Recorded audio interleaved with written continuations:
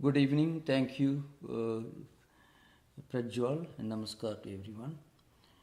So we are continuing our discussion on this interesting subject, the fundamental texts of Indian philosophy.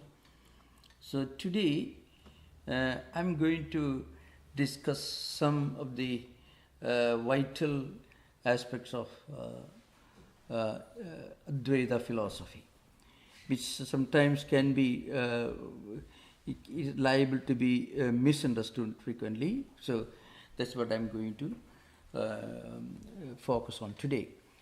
You know, according to Advaita, the absolute reality is beyond definition and beyond empirical perception, in the sense we cannot perceive or comprehend the absolute reality in the Advaitic terminology, or God in the traditional religious monotheistic tradition. God cannot be defined, cannot be directly perceived the way we perceive and comprehend empirical things. So different objects we can comprehend, we can recognize using our mind and any of the five senses. When eyes and mind come together, we can see an object, and that's how we recognize an object as a visual object. When mind and ears come together, we hear things and we recognize the existence of something by hearing, and so on. All the five senses and mind together will pursue different empirical things. This is a normal, the normal outlook. And in Advaita, they accept six types of tools of epistemology, or we may call it theory of knowledge. Pramanas is called.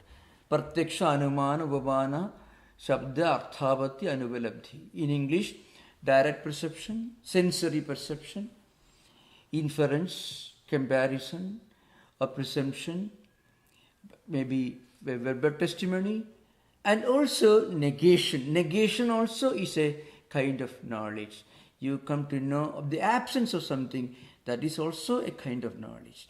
And of course, you know, I have already mentioned earlier that the Indian Pramana Shastra, Indian epistemology sometimes becomes very, very elastic.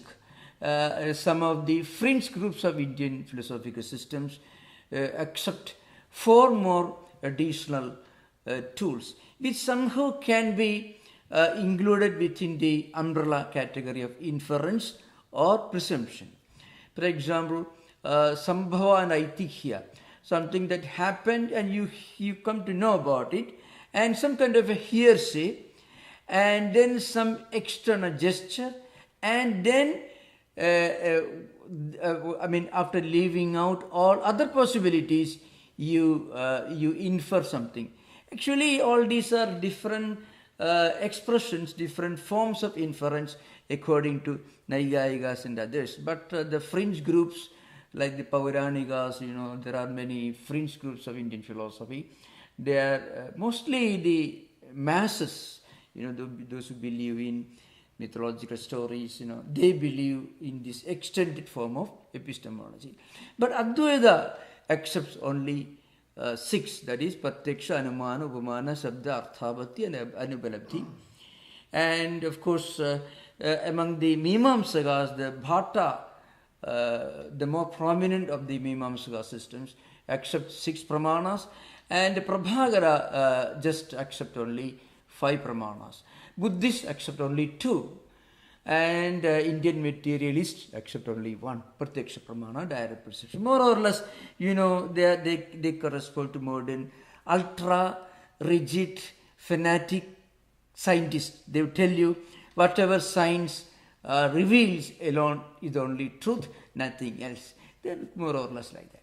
Now coming to our subject today, how do we know, how do we understand something that is empirically not cognizable, something that we cannot see, we cannot understand through direct perception, inference, or verbal testimony? how do we understand something like Brahman or God? Even according to the monotheistic Vaishnava traditions also, the absolute reality Narayana or Vasudeva or Shiva according to the Saivites, the South Indian school of Saivism and also Kashmir Saivism. The ultimate reality of Shiva is not empirically cognizable. It is transcendental reality. So then how do we come to know that? So Vedantic texts use different tools. So today I am going to introduce two important aspects of Vedanta. One is lakshana, which is a part of exclusively in Indo-Vedantic tradition or Indian philosophical tradition, because found in the Yayagas also. And then another important way of understanding or attempt to understand absolute reality through negative theology, which is sometimes called apophatic.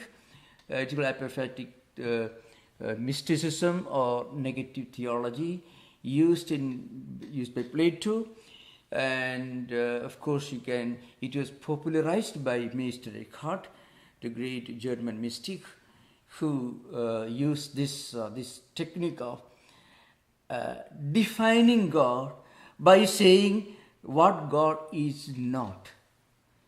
So this is there's a profound impact on the later centuries in the development of Christian theology. Though he was a Dominican priest, but he was persecuted, and his doctrine was sometimes condemned as some kind of a blasphemy at worst, or heresy at best. But he was practically rejected, or at least his philosophy remained obscure for many centuries in Europe.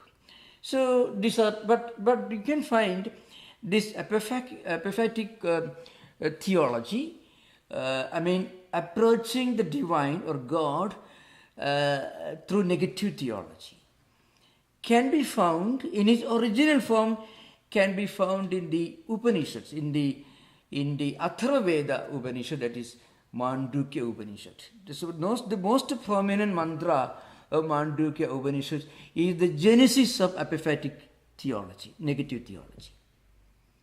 And later you find in Buddhist Shunyavada, the Zen Buddhism, also they used, when you define the absolute reality as Shunyada, it only means that absolute reality cannot be defined or comprehended in terms of empirical perception, in that sense.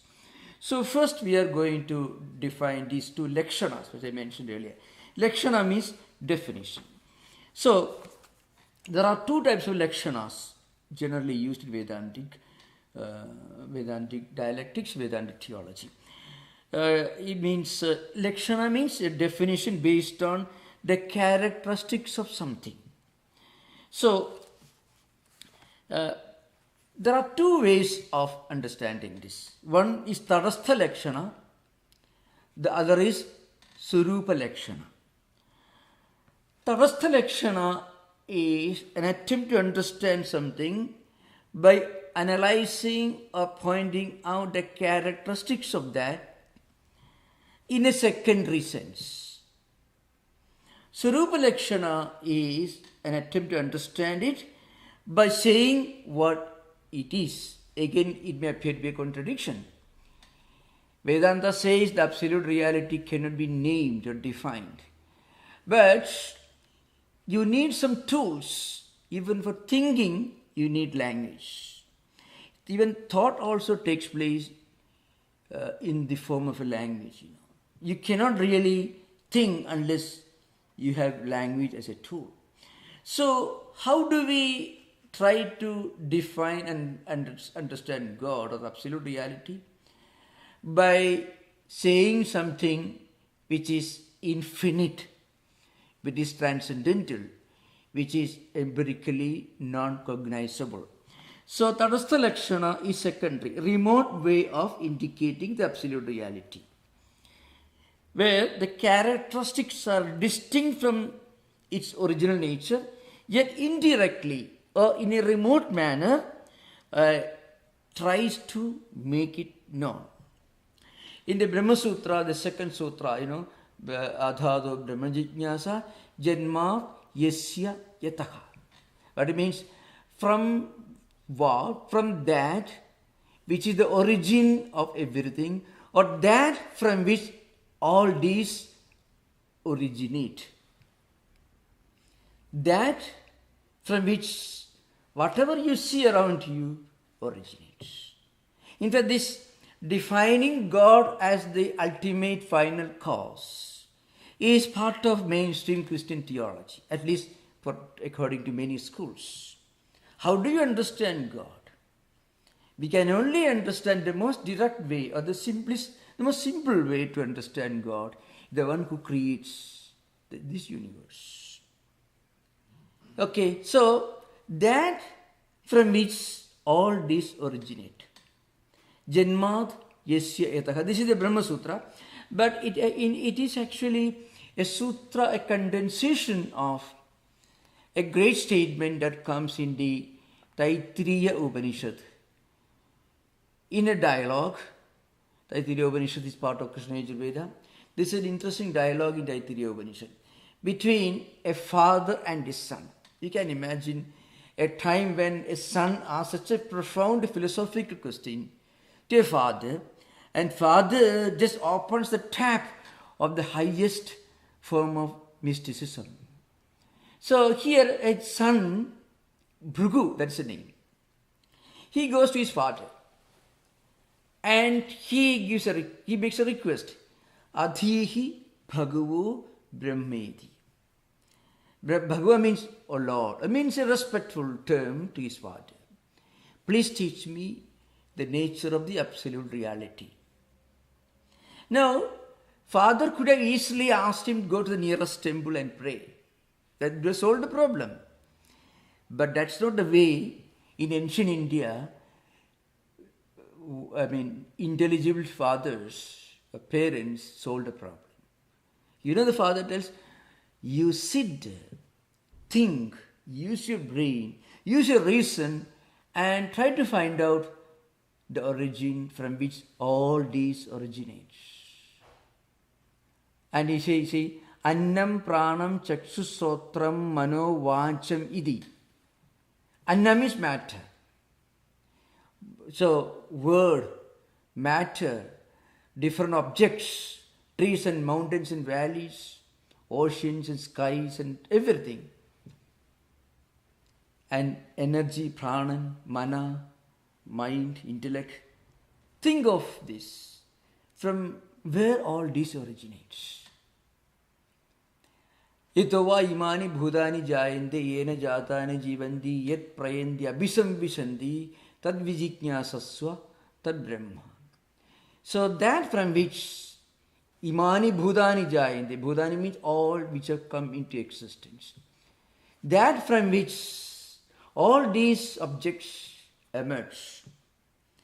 That by which all these exist.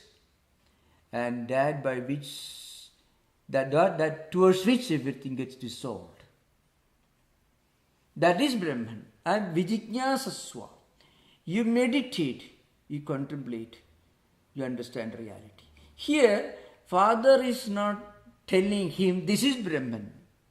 Father is indirectly, using a remote language, telling him, well, you think of the origin of the universe, the sustaining principle behind this universe, and the ultimate point of termination of all these created things.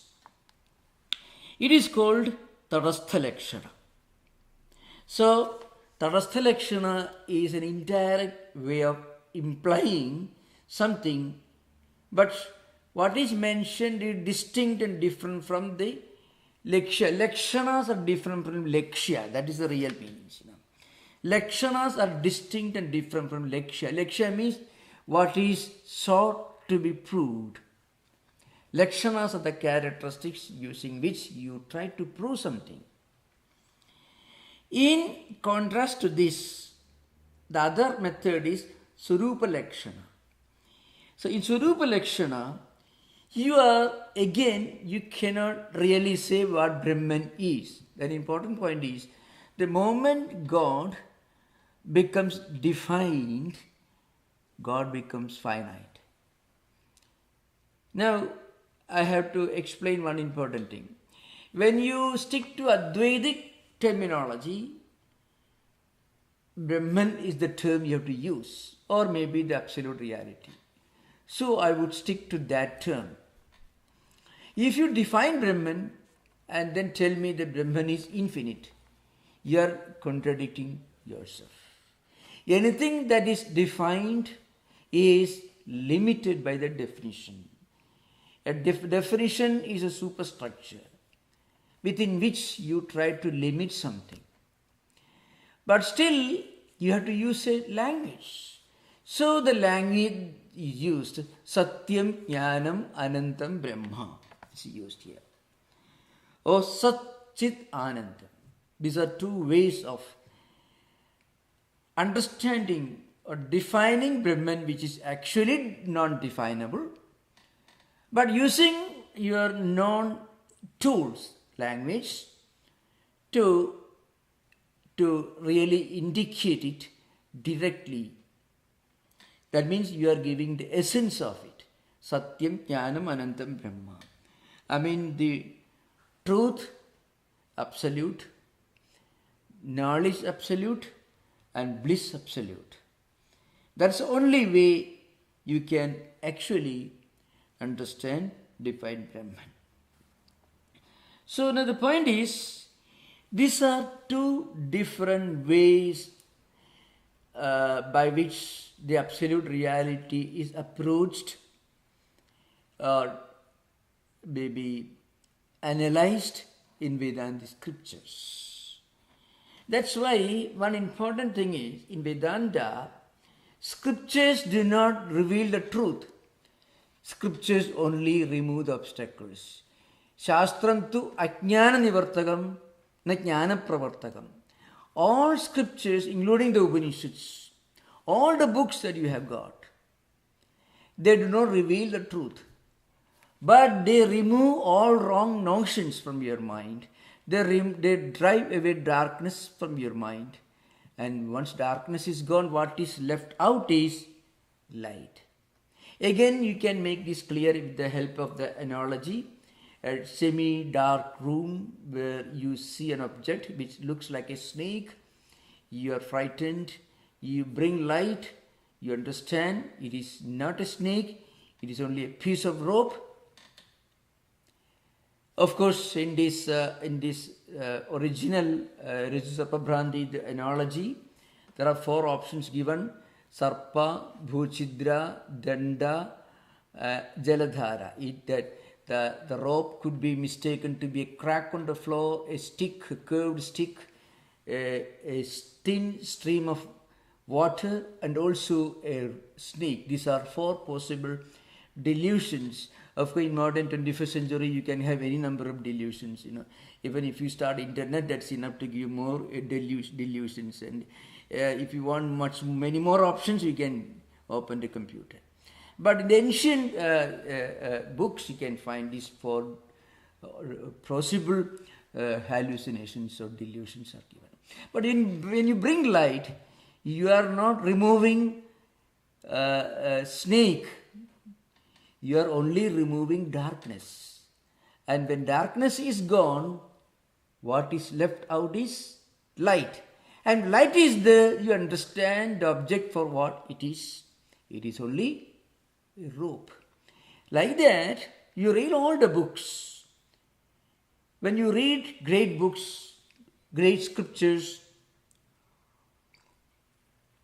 all the wrong notions we have in our mind about the absolute reality is gone.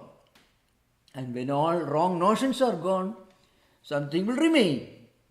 That is the idea that is a rope. So the idea that is a rope is not a creation of bringing light. Rather, when you bring light, it automatically becomes self-revealed. Now, the most profound interpretation of this negative theology you can see in the Mandukya Upanishad. That's what we are going to take up today. Those of you who can remember the mantra, seventh mantra, is the most profound, supposed to be one of the most profound verses, mantras in the entire Vedic literature. And Shankaracharya has written a huge commentary, very, very famous commentary, with the Anandagiri Tiga, and of course later,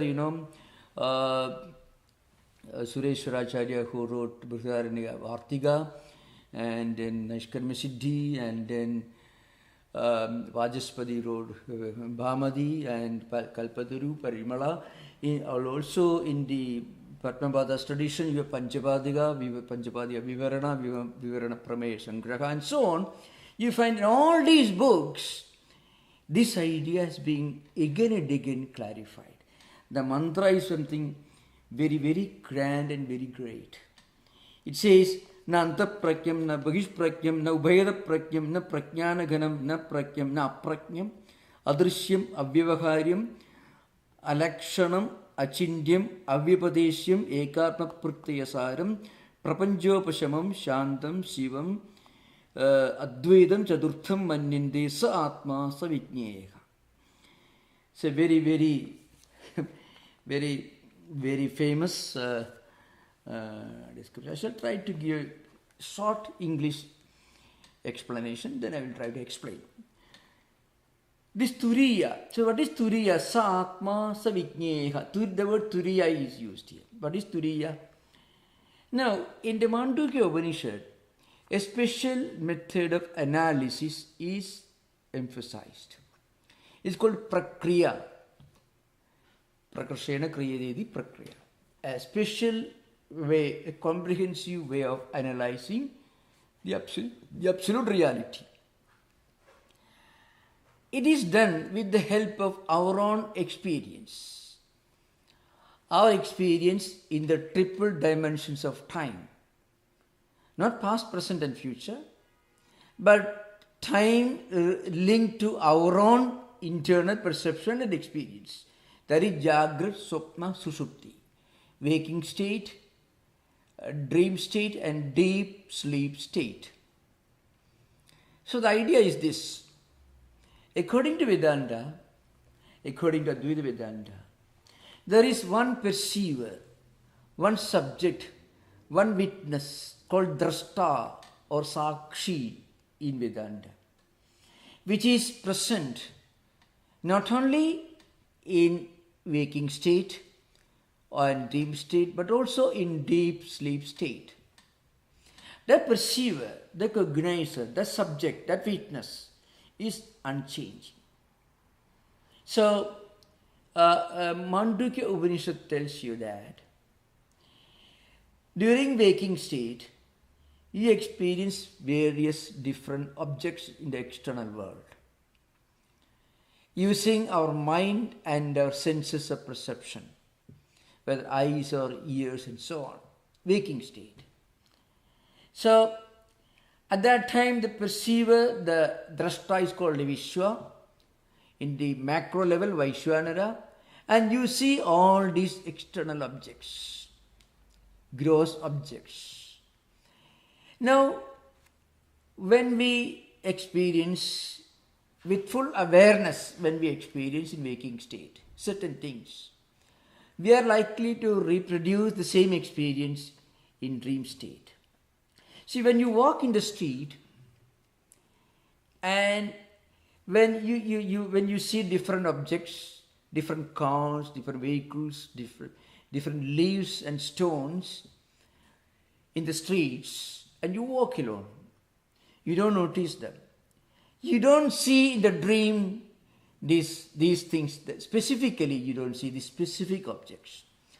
But suppose while walking in the street, you happen to be chased by a dog, let us say, and you had to run for some distance, and you somehow escaped. It's a hairbreadth escape. That experience will not end there. In dream state, it will be replayed. Of course, in dream, you are sleeping in a dark room, eyes closed, you don't see anything, but mentally you will be seeing yourself walking the streets. You will be seeing mentally again the dog chasing you, and you'll see yourself running in broad daylight. Of course, all this happened when you are sleeping in a dark room with eyes closed. So the senses are not involved, but mind projects, mind accumulates, mind stores up all these experiences from waking state and again projects outwardly at a mental level when you are dreaming. That's why in dream frequently we experience many things that we experience in waking state. But it is not exact repetition. Not repetition. Because in waking state, you may travel from here to New York, it takes 6 hours. With dream state, it takes only split second. Well, in waking state, it takes 6 hours. In dream state, it only split second. Because in waking state, you have to buy a ticket, go to the airport, board a plane, and 6 hours of flight. In dream state, all this happen immediately at a subtle level. When mind alone projects everything, mind alone is involved, senses are not at all involved. When senses are not involved, when mind alone is involved, it is called subtle experience, called sukshma anubhuti in Vedanta. Sukshma means everything happening without the senses being involved. So without the involvement of senses, when things happen at the mental level, it is called subtle experience. But it's not exact repetition. Again, waking state, you are going to sleep here. In dream, you experience, you have reached London. So there is a difference with regard to time. 6 hours in waking state, split second in dream. And again, you go to sleep in one place, in dream you feel you are somewhere else. So again, one is subtle, the other is gross. Waking state experiences are gross, dream experiences are subtle. So Swapna is the word for dream, and Jagrat is the word for Sanskrit word for waking state. So as I mentioned, it is not a it is not a repetition, not exact repetition. As Karl Marx famous statement, history repeats itself, first as tragedy and then as a farce. So very often what we experience in dream is not exact repetition of waking state, but you can never have a dream which is totally detached and different and separated from your waking state experiences. In waking state, we do something, those samskaras and vasanas get stored up in the mental system. In dream, they are projected forward and we experience. So what about sushupti or deep sleep state or dreamless sleep? In dreamless sleep, we don't really experience anything. Any person who experiences anything in sushupti or deep sleep, he will not get real sushupti.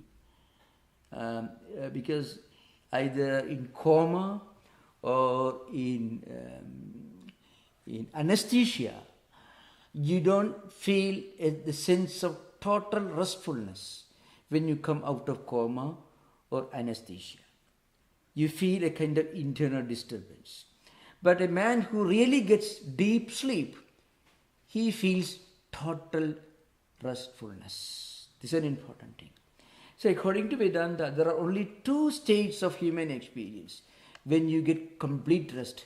One is dreamless or deep sleep, sushupti, or in samadhi. In both the states, you transcend the body. In deep sleep, you transcend the body without being aware of this. In samadhi, you transcend the body with full awareness. That's the only difference. But when you can actually transcend the body, you can also transcend duality. There is no otherness. So when you return to your own real inner self, you feel rested. You are in your own home. Now Vedanta tells you that in all these three states, there is one witness. That witness is Turiya. Just a word used here. Turiya can mean Atman, the transcendental Atman, the witness. One may ask this question. How do you prove that? The point is, a person who has a nightmare or maybe a pleasant dream, when he wakes up, some influence or effect of that dream or nightmare he will still have even in waking state. Which means somebody is present in both the states. If the Atman is not present, if the experiencer is not present in dream, then you will not remember your dream experience when you wake up. Again, after deep sleep, you feel an enormous feeling of relief, restfulness. Aham sukham aswapsam. This is Vedantic old jargon, which actually remains the same for thousands of years. Well, I feel I slept well. That's the meaning of it. Which means I feel rested. Now remember, if you look at the normal life of human beings, the most desirable thing for every person in this world is deep sleep. This is important because deep sleep alone can take you to your own spiritual home. In deep sleep, you are very close to Turiya Atman, to your own real self. So when we return to our own real self, we feel rested. Yes, when we are back in our own home, we feel restful, rested. We're going everywhere, but we feel relieved only when we come back to our own home. So in Sushupti, you have reached very close to our real home. Not our home, but close, not far. So that's why every person, you go to any of you may be doctors watching. People don't complain. They don't complain, I don't have a waking state, I don't have a dream. They all complain, I don't have good sleep. Without sleep, even people will go mad. Because the human mind cannot exist with the burden of waking state experiences and dream state experiences. In dream and waking state, you are always tormented by this duality. You and your experiences. You are the seer, the witness, and experiences. The objects, drishya and drashta. Drashta is the experiencer, the perceiver. Drishya is the objects which are being experienced or seen. So long as there is this differentiation, the distinction between the drashta and drishya, between the experiencer and the experiencer which are experienced, so long as this gap, subject-object distinction remains, you don't feel real restfulness. That's why we are always seeking, looking for an experience which is neither waking state nor dream. Why? Because we are closer to our own spiritual home, Turiya. Now coming back the brief translation to begin with of this mantra. So this Turiya Atman is not that which is conscious of internal world.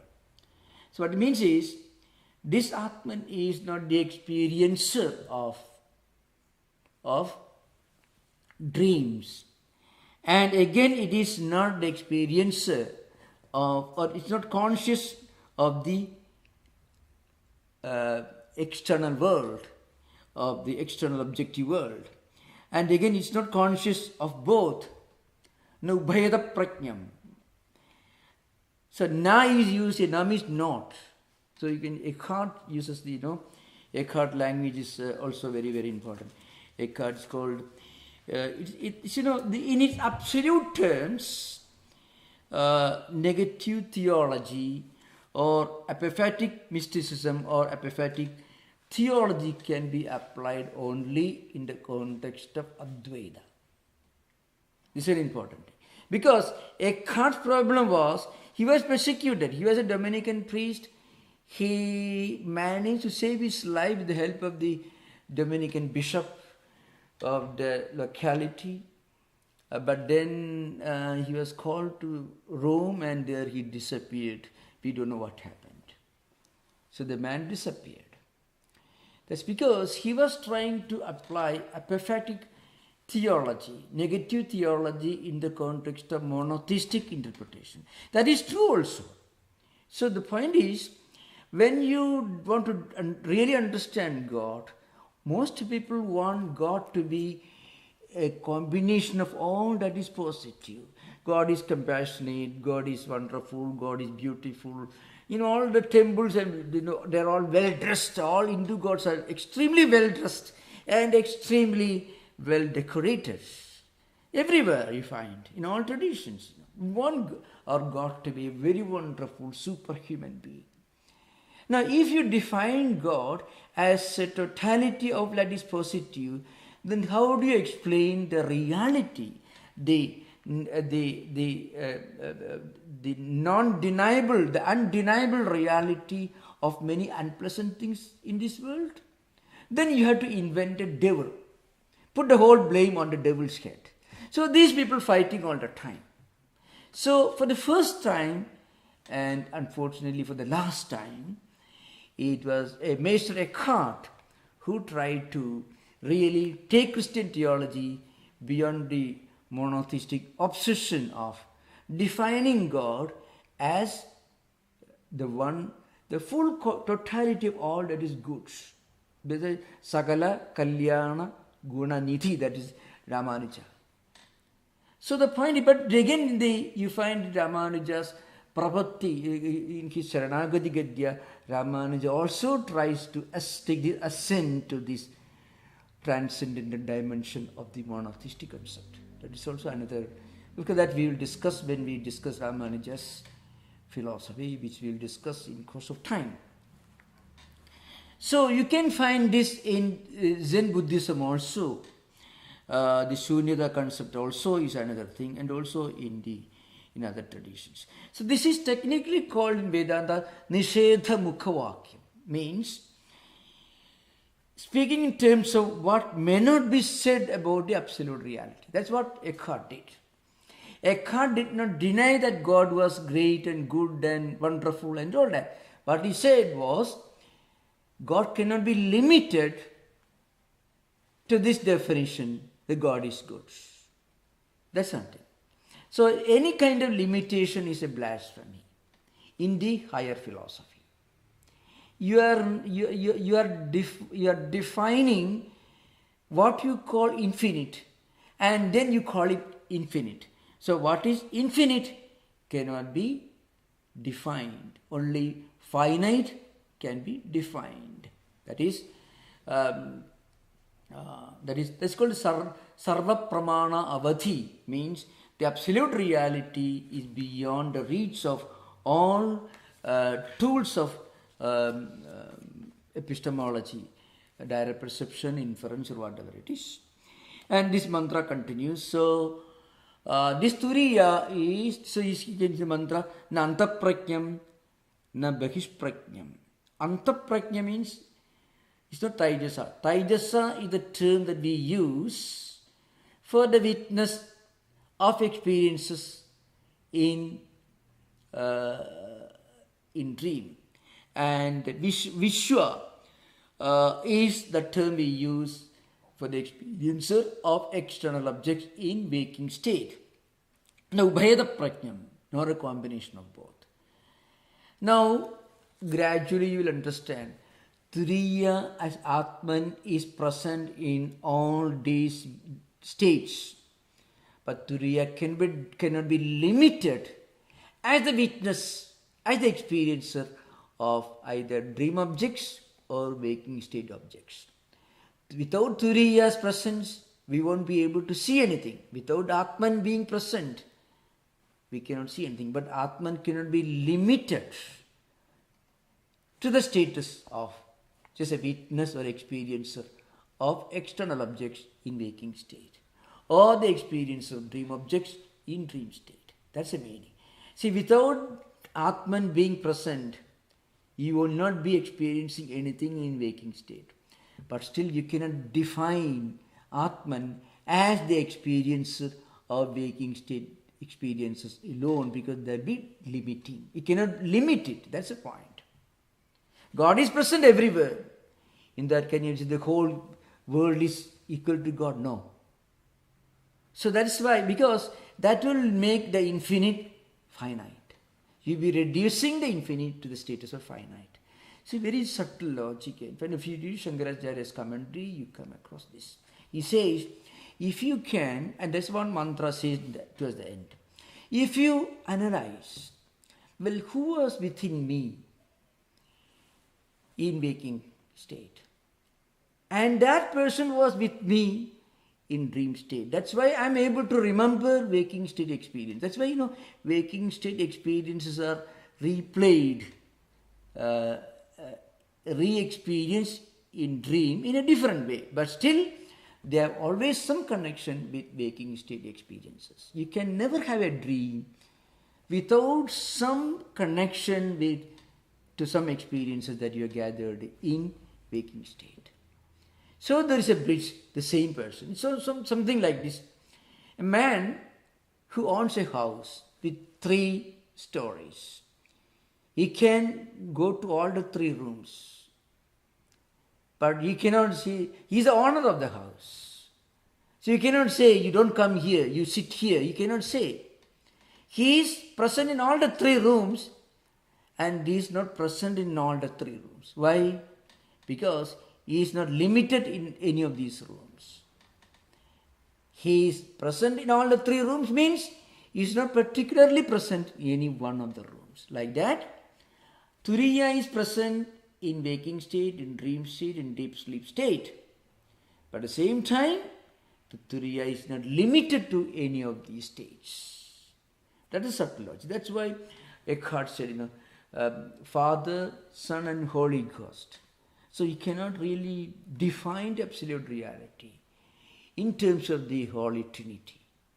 Though even to define or to to describe the absolute reality in terms of the Holy Trinity itself is a blasphemy. You are defining the non-definable absolute reality God within limitations of definition. Any definition is a limitation. So mantra continues. Na prajnanaghanam, na prajnam, na aprajnam. So you find something interesting here. That is not conscious of both, and that is not a mass of all sentiency, and that is not simple consciousness. So, and it is not insentient. So, for example, the absence of something is mentioned in order to, rather, negation of something is done in order to negate its opposite. So when you say, na antaprajnam, you cannot say Turiya is just a witness experiencer of dream objects, Taijasa. In that case, the owner of the house cannot enter other rooms. He is present in all the 3 rooms. I'm giving a rough analogy. The all-pervading reality of Brahman can be simply explained. One may ask this question, why should Upanishad say all this? Upanishad could have made a simple statement. Brahman is present everywhere. The problem is solved. The problem is solved only if you are somebody like Swami Advaita. Swami Advaita was Sri Ramakrishna's disciple. He was so pure and he had the grace of a great teacher. So he heard some pandits reading some scriptures, and immediately he felt it to be true. because his mind was not crowded with many different ideas. But people who habitually believe this world to be real and all these different objects to be the only reality, those who are obsessed with the reality of material things, if we tell them all these are absolutely unreal, they will not accept it. So we need philosophy because we have in our mind so many different ideas. So all these wrong ideas should be crushed and corrected by a strong, good idea. And once that is done, mind is ready. Then everything becomes simple. In fact, Shankaracharya makes the statement, you can see, there is a famous statement in Shankaracharya's. I shall read the Bhashya, what I said just now. I shall read the commentary and then I shall explain. The commentary is very sublime. Rajjuriva sarpadi vigalpyamana sthanatraye api atma eka eva antaprakyattvadi tena vigalpyade yada tada antaprakyaditya pratisheda vijnana pramana samakalameva atmani anartha pravanja nivritti lakshanam phalam परिसमाप्तम इति तुर्याधिगमे प्रमाणांतरम साधनांतरम वा नमृग्यम रज्जु सर्प विवेक समकाल एव रज्ज्वम सर्प निवृत्ति फले सदी रज्जधिगमस्य. Very interesting point. Anyway, I should explain this. When somebody brings light to a room where there is a piece of rope which you mistake to be, let's say, snake. This is the story. This is the analogy. Now you bring light. And when you bring light, all the wrong notions in your mind, suppose you are visiting a room, you go into a room, semi-dark, a dark object, looks like a snake lying there, which is actually rope, but there is not enough light. One man has seen a rope in the zoo the previous day. He thinks he has seen a snake, he has seen a snake in the zoo the previous day or in the forest, and he thinks this piece of rope is a snake. Another man, he has seen a curved stick in somewhere else. That memory in his mind is called adhyasa, smriti rupa means his memory in his mind. One man has seen a snake in the forest. That memory is there, so he thinks this rope is a snake. Another man, he has seen a curved stick, like this piece of rope, and he thinks it's a curved stick, danta. Another man, he has seen a crack on the floor, and he thinks it's a crack on the floor. Another person, a thin stream of water flowing on the floor, he thinks it is jaladhara, a thin stream of water. 4 different wrong notions. And the fourth man, fifth man brings light.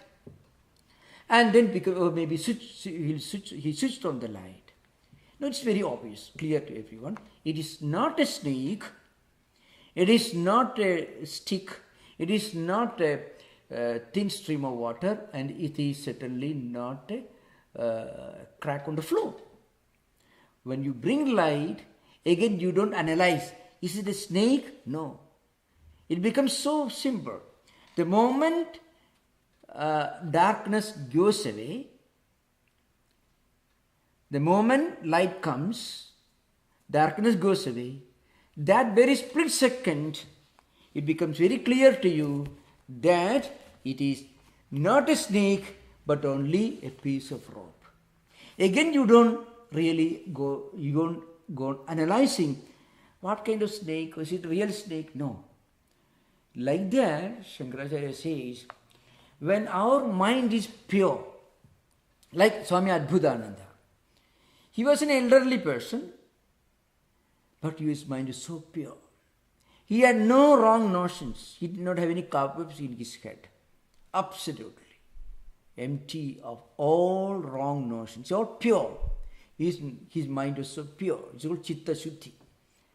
So when he heard somebody reading some Upanishads, immediately he understood it to be a fact. If it doesn't happen to others, because most people, you know what they do, even after bringing light, they go on analyzing, was it really a snake? Was it a viper? A cobra?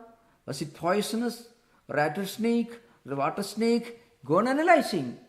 Shankaracharya says, in reality, the moment you understand it is a piece of rope and not a snake, that moment the snake idea goes away, the correct notion that it is a rope, that correct understanding comes. Similarly, when our mind is free of all wrong notions, by reading scriptures, by this kind of classes, because actually by these classes people may ask this question, why bother about these ancient books?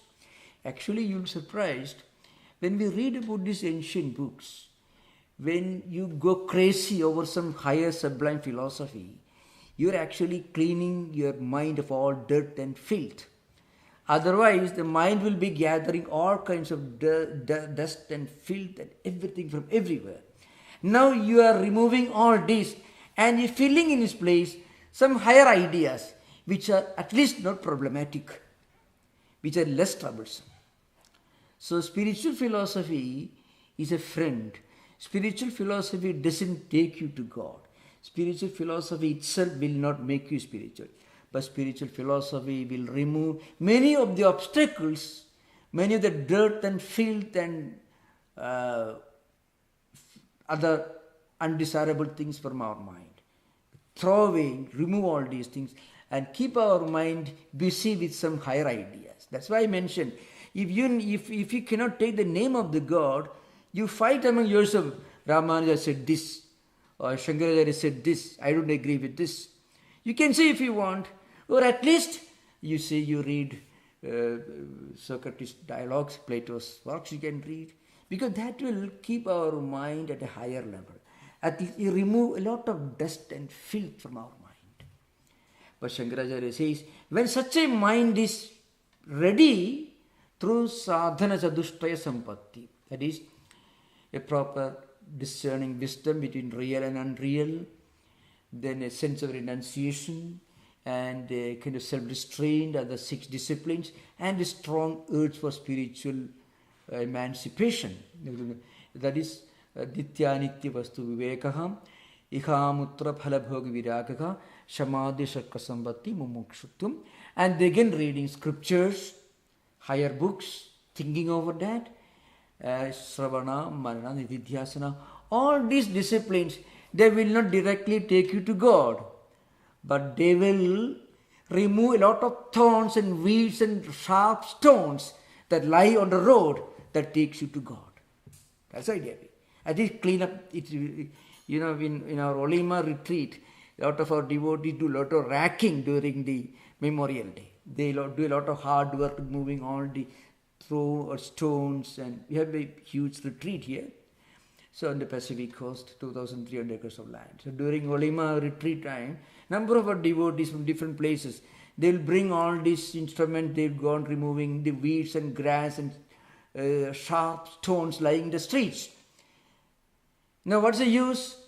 Somebody can walk easily. At least it helps you to move, to walk smoothly. Like that, if you can bring a lot of higher spiritual philosophy, the stones, the sharp stones can be smoothened. I mean, the sharp thorns can be replaced with some, maybe some rather less offensive, less problematic leaves or something, which is easy to remove later. So the road is cleared when you practice, when you develop a devotion to higher philosophy. This Shankaracharya says, that is why the sadhanandram va namrugyam. But your mind is ready, then no other spiritual practice is necessary. That's the idea behind. Anyway, now coming back to the original mantra. This mantra is very, very important and considered to be one of the unique statements in Hindu Vedic literature. It is the genesis, the original stuff, so to speak, of the apophatic theology of Eckhart, or you may say it was articulated thousands of years before Plato's dialogues, and also you can find this idea in Neoplatonism also. Now we are coming back to the subject. So the mantra continues now. Okay.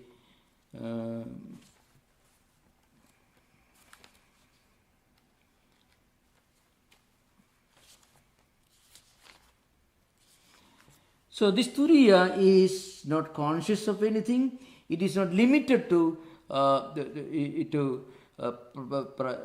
either Jagra state, Swapna state, or Susupti state. That's the idea behind. Na antaprakyam, na vishprakyam, na ubhayadaprakyam, na prajnanaganam, na prakyam, na prajnam. It is, again, na prajnam it is mentioned. It is not even consciousness, it is not even awareness. What does it mean? You cannot limit it by saying it is just awareness. Because it is beyond definition. You cannot name it, it is beyond anything that you can use in terms of words. Again, adrishyam, avyavaharyam, agrahyam, alakshanam, achindyam, etc. Okay, now one word is used here, adrishyam. You cannot see with you cannot perceive using any of the five senses of perception. Again, avyavaharyam. Again, you cannot explain things in terms of any practical, empirical connections or work or anything. Again, alakshanam, agrahyam. It cannot be perceived at empirical level, using mind and senses. Alakshanam, you cannot say it has got a certain visible, discernible characteristics. Achindyam, it cannot even be conceived of, thought of. Again, avyapadesyam, again, it doesn't have any particular, it cannot be articulated. It is beyond any kind of verbalization. That's the idea behind. So, again is mentioned, it is of nature of consciousness, constituting the self alone. So, when a person thinks, well, who was I? What was in me during the Susupti state? And who was I during dream state? What was my true nature during waking state? If a person really contemplates on this, then he will understand it is the Atman alone. I was not a physical body. If I was a physical body, in dream I did not have physical body. I am not even mind, because in Susupti, in deep sleep, even my mind was functioning. But after coming out of deep sleep, I feel a great relief. It's a mental experience. That means my mind was rested, but I was not aware of that experience of restfulness when I was experiencing it in deep sleep. I feel the presence of the divine, the witness, the drashta in Susupti only when I come out of it. So what does it mean? That is the real Atman. That is the reality to be known. This is the essence of this mantra. I shall explain this further in course of time. Let me see the time now. Okay, you can have interaction. You are most welcome with questions. This is only beginning of this very, very well-known, famous statement. The important text in the entire philosophical literature of Vedas. You are most welcome to ask questions. Okay, thank you. Namaskar. Thank you, Maharaj. Yeah, I saw Sri Ram's hand up first. Yeah. Yeah. So, just a quick factual question. Yeah. You mentioned one of the 6 pramanas that Advaita recognizes Shabda. By Shabda you mean Veda Pramana. Mm-hmm. Shabda is the same as Veda Pramana? Veda Pramana. Okay. Veda Pramana. Yeah. Then you mentioned Tatastha Lakshana. Is that like the essence? Yeah, Tadastha Lakshana is not essence. Tadastha Lakshana are using certain characteristics which are distinct and different from what you are trying to define. It is indirectly, in a remote way, you are trying to indicate.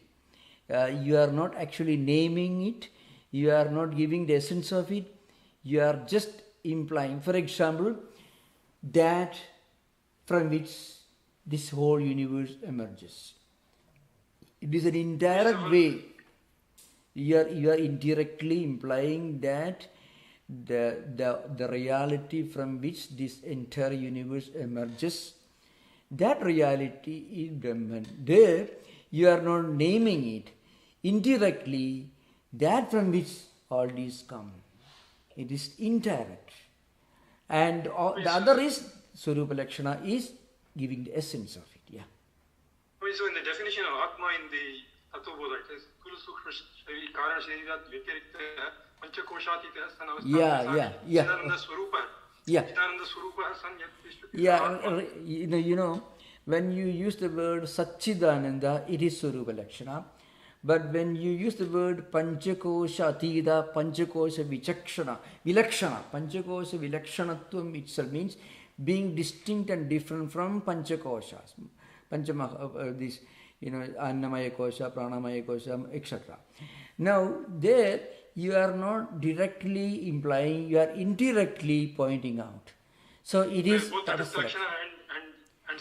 both you find. Satyam Jnanam Anantam Brahma, you can find, in the primary introductory books, these things are not very clearly well defined, but sometimes there are many mantras which contain both. Tattwabodha is not like the Mandukya Upanishad mantras. Mandukya Upanishad mantras are the real pramana, Sudhi pramana. Tattwabodha is a small, tiny book that Shankaracharya wrote for the benefit of children who are beginning to study Vedanta. So naturally, many things can be mixed up. But here, these mantras are the ultimate pramana. That's why foundational text of Advaita.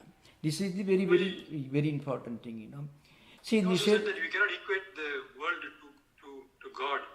But in the Tattwabodha, if I understood it right, there is the Vyashti Vichara and the Samashti Vichara. Samashti Vichara, the outcome of that is Ishvara.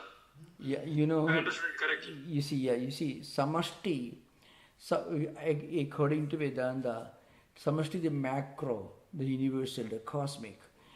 Ishvara is the perceiver, conceived in the cosmic Samashti sense.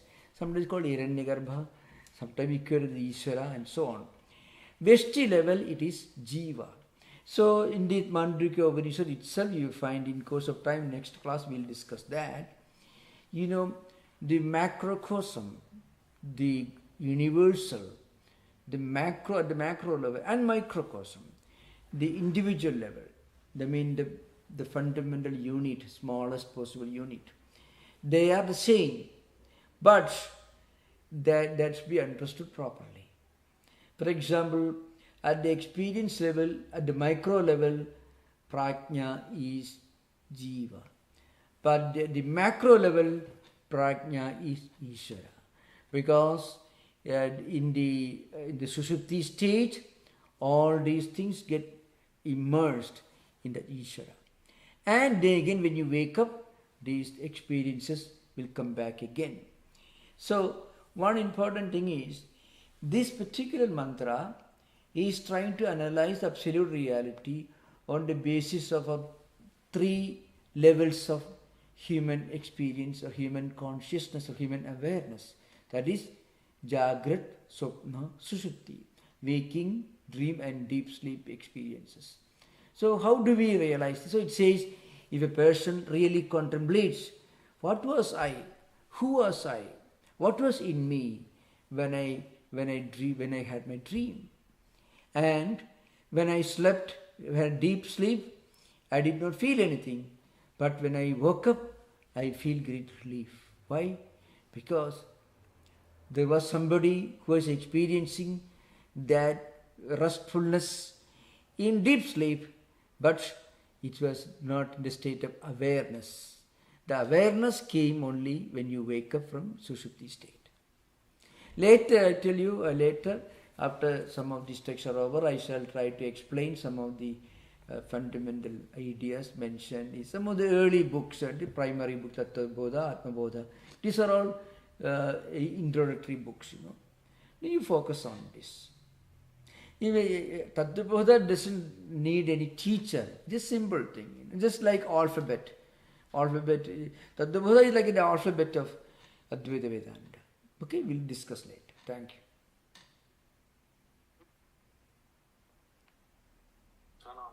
Yeah, namaskar.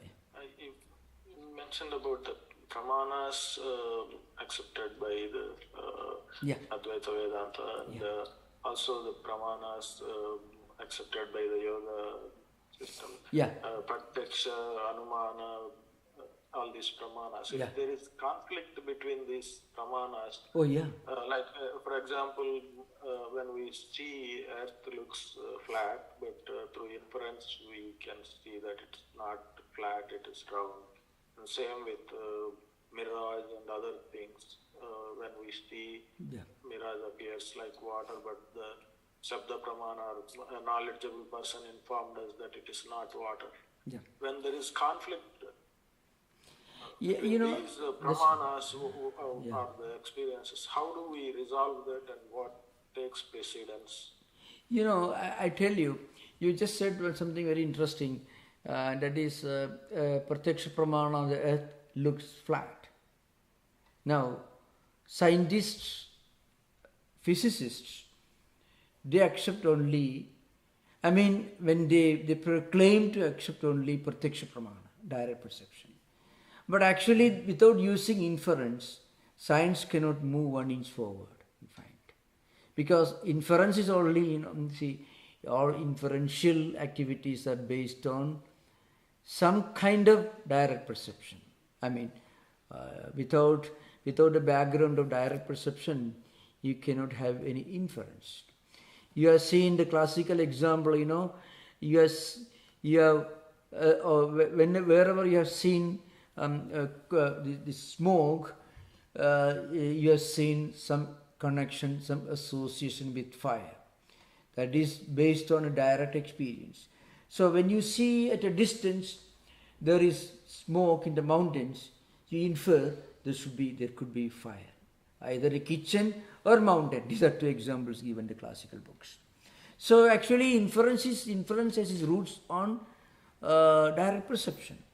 So remember, these anumanas, up to the 6 pramanas we mentioned in the context of Bhattas and Advaitins, up to that, each pramana is extended. The knowledge, the horizon of knowledge, the horizon of our understanding extends further and further, keep expanding further and further as we use more and more pramanas.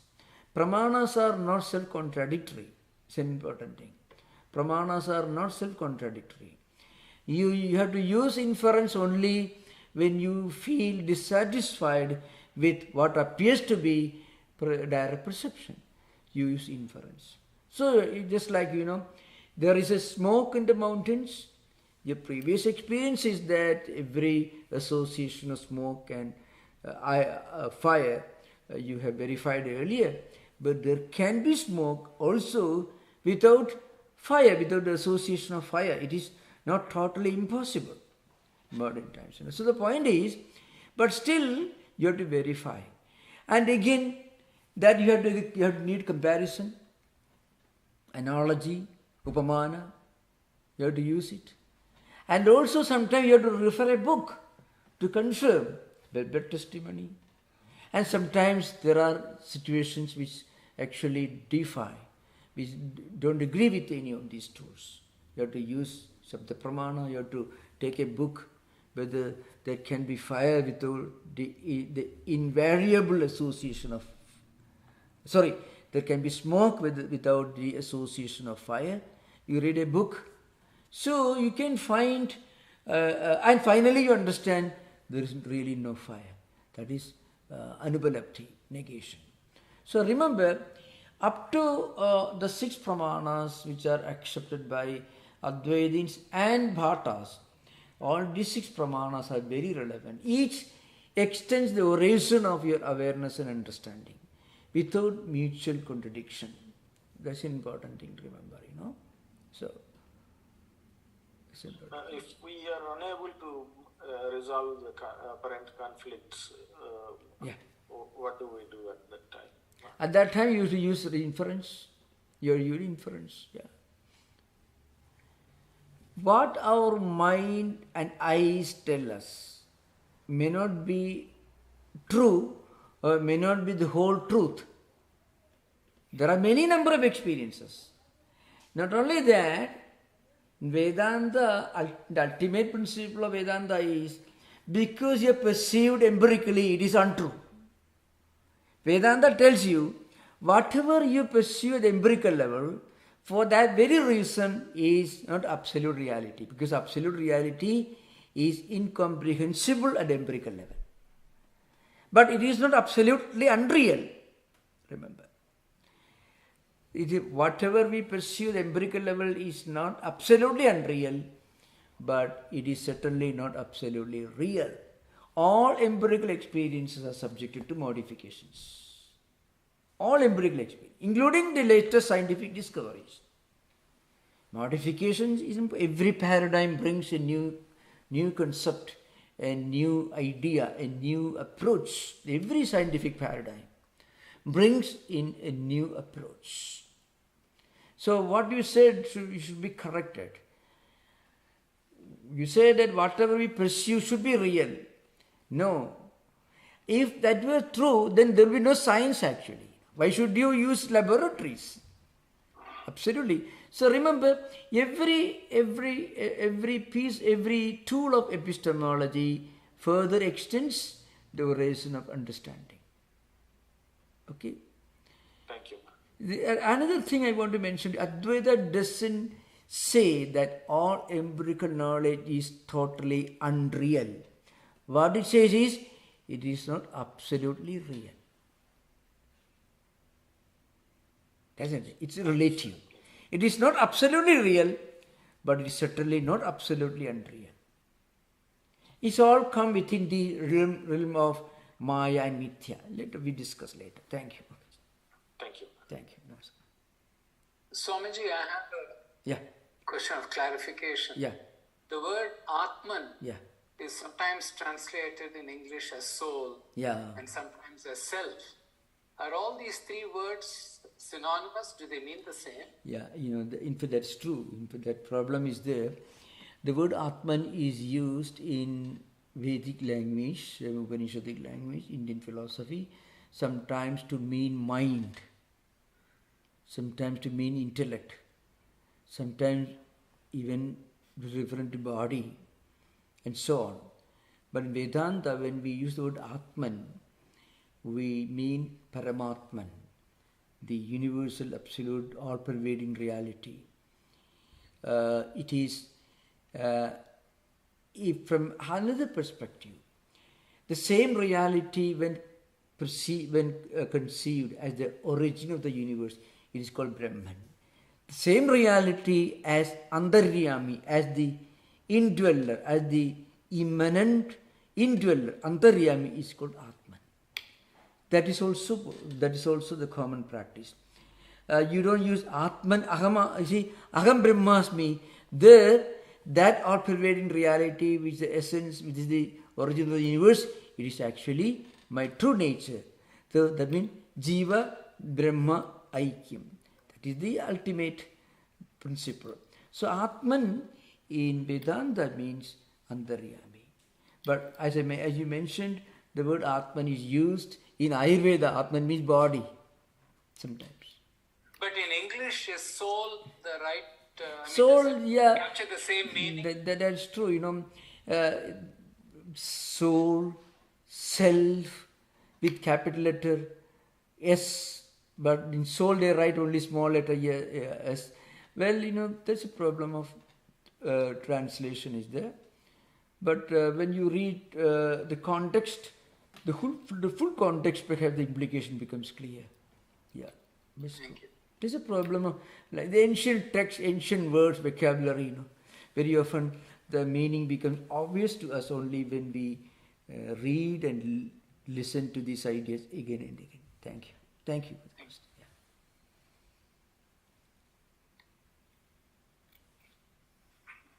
Swami? Yeah. is when you're explaining pramana, it's usually translated as right knowledge. Pramana, pramana. And yet it seems like it's illusion or false knowledge. I mean, why is it translated? I mean, because from a Vedantic perspective, it's not right knowledge. Okay.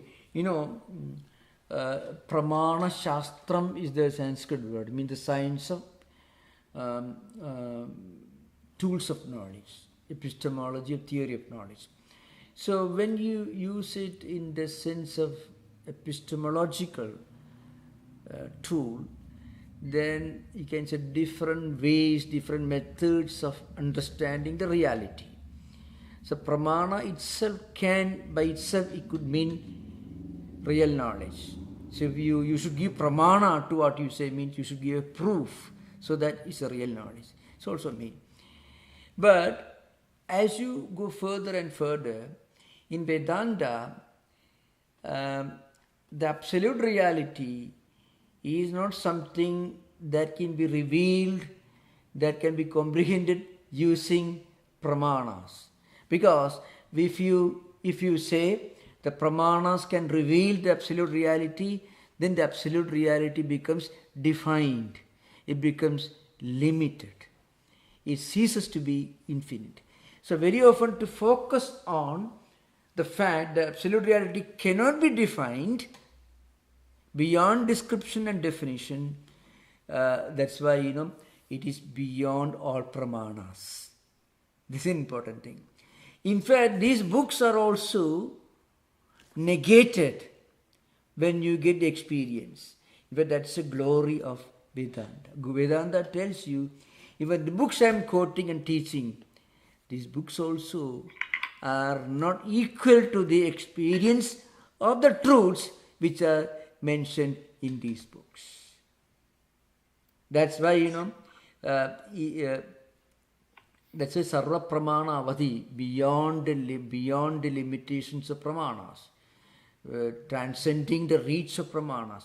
That idea, in fact, Eckhart did not have time or maybe the intellectual culture background to expound this, the whole, again, the pressure of the monotheistic, hierarchical pressure, torture and all that problem, So the point is, Vedanta openly tell you, this book is not equal to the absolute, the experience of what the book tells you.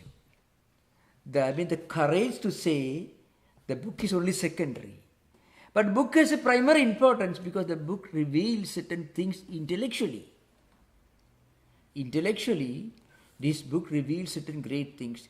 And these great things, great ideas can drive away all the unnecessary weeds and grass from our mind, cobwebs. That's the thing. As I mentioned earlier, philosophical discussion, it serves a great purpose. It elevates the mind. Sincere, focused philosophical discussion. Not a purpose of writing a PhD thesis, and then there's a different matter. But genuine thirst for knowledge, for higher philosophy, it takes you very close to your spiritual goal. Again, it doesn't leave you there, but it certainly opens the road, clears the road, removes all the sharp stones and green thorns from the road that takes you to the highest goal. That's important. Is that what Shankara means by Shravana? And Shravana, Manana, Nithyasana. More or less, you can find in all traditions, the continuous dedication to holy books. With full understanding, I have to go beyond these books. At Vedanta, you are dedicated to this holy book, the full understanding you have to go beyond these books. In India, for example, Bhagavata Purana. Bhagavata Purana is equated with Bhagavan, the Lord himself. So Bhakta, a devotee, Bhagavan, the Lord, and Bhagavata Purana, the book, are equated. Again, this is only a metaphor. If you can look upon a great book which contains spiritual ideas with a sense of sanctity and sacredness, that idea, that way of looking at that book which obviously contains some holy, divine ideas, that purifies the mind. Don't you think so? Any divine concepts, even if we some people may call it superstition, all right, but the superstition keeps his mind clean and healthy. That is his value. So very often, this is the importance of being devoted to ancient scriptures. It seems, though, that we also need a teacher like Swami Tattwamayananda to help us understand the scriptures.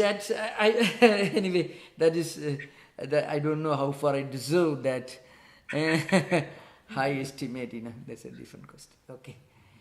Maharaj, I'd like to venture a question about, I guess it comes with the territory that an apophatic theologian, like all mystics, is going to often be in for some persecution. Especially in the Western tradition. Yeah. And so you mentioned Meister Eckhart. Yeah. But from the Eastern philosophical perspective, is it equally rough sledding, or are the fundamentals there for negative theology in a more comfortable way? In other words, are the mystics somewhat better treated? Yeah, in Eastern tradition, I mean Indian tradition, because that's a country where so many religious ideas have been flourishing for centuries. In Eastern tradition, Indian tradition, they were not physically persecuted. But sometimes if you become too radical in your interpretation of Indian philosophy, sometimes they were in a way excommunicated, in the sense society may not, the whole society may not support them. But they were not tortured or anything. But they will always have their own followers. Look at Kabir Das, Surdas, all these great men. Kabir Das was, according to tradition, he was born as a Brahmin, but he was living in a mosque. You see, you have seen the picture of Sirdhi Baba. It's a great saint of India, Kabir Das, Sirdhi Baba. Look at this picture. It doesn't look like a Hindu monk, but all that he taught was all Upanishadic wisdom. But, but he was not persecuted for that. So all people went to him. Or even Guru Nanak was a great saint, very great saint. He learned took great ideas from different traditions, mainly for Hinduism. He was highly honored. He was venerated, even all the time, even by Hindus also. So you find in India, there was a natural tendency, it is their way. I gave this example earlier, when the early Jewish migrations took place to India, they landed in the southwest coast of India, and Hindu Rajas people look different, they seem to be worshipping different kind of God. Okay, fine. So they handed over some villages, some temples and places to you go, you do your worship in whatever way you want, that's all. Persians came, the followers of Zoroaster, in the 7th century AD. They came to Saurashtra coast in the northwestern coastal region of India, Arabian Sea. And they came and they were worshippers of, they had this burning fire, Agni, And they were also given some places, you settle there and do your worship, temple, whatever. Nobody bothers. In the same home you find India, one man may be going to Shiva temple, another one going to Krishna temple. Third person may be going to Ganapati temple. Another person may be a communist. All right, no problem. You find in India, that kind of thing doesn't go very deep, the persecution or that kind of things.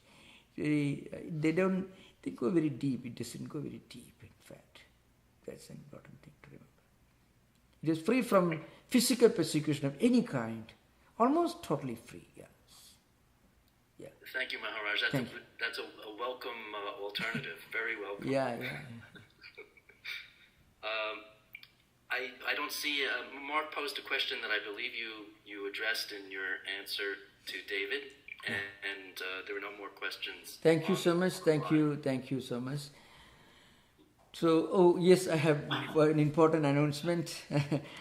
And again, I'm sure you'll be sorry, there'll be no class next Sunday, September 25th.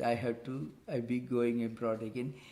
Some of these obligations, are very important, it's part of our spiritual service.